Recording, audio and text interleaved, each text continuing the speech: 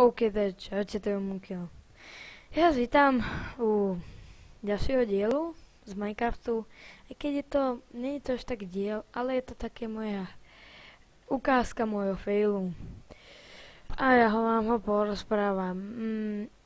Viete, že ja rád hrám Minecraft a hrám aj na serveru, napríklad Survival Games, alebo iných takýchto serveroch. A tieto servery všetky bežia na 1.7.2 alebo 6 alebo 4, či aké sú to tie verzie. Tak som si raz nevšimol, že keď som išiel točiť alebo niečo robiť tu na tomto Minecrafte, že mám zapnúť 1.7.2.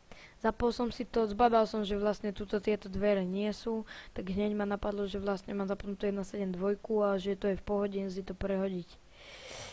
Prehodil som si to a čakala ma nemiestná novina. Prišiel som sem, na prvý pohľad nič zlé. Otvoríte, ani hovno.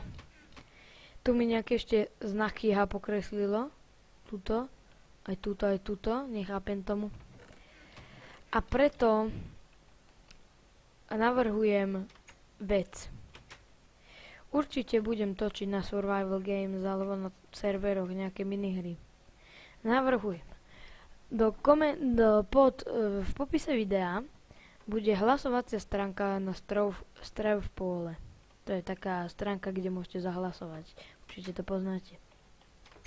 Možnosti budú, že či mám si všetko naťažiť naspäť a pokračovať v tejto sérii, či ju mám zrušiť, alebo či mám len začať minihry, čiže bez tohto.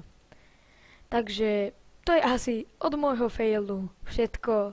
Ospravedlňujem sa za takýto krátky diel, ale čo mám robiť, keď nič nemám? Však iba 19 poondiatých levelov a nič. Zvieratá žijú, to som sa bol kúkať.